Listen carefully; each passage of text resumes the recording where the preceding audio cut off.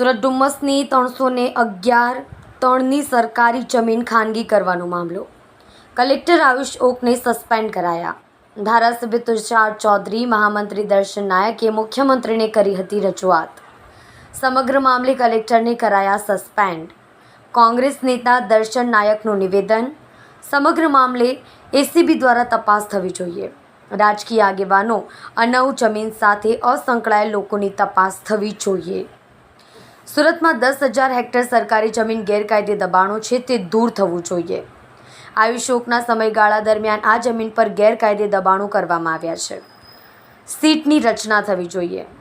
કલેક્ટરને મિલકતની પણ તપાસ થવી જોઈએ. કલ્પેશ રાણા સાથે જોતા રહો ન્યૂઝ 9 ગુજરાતી, સુરત.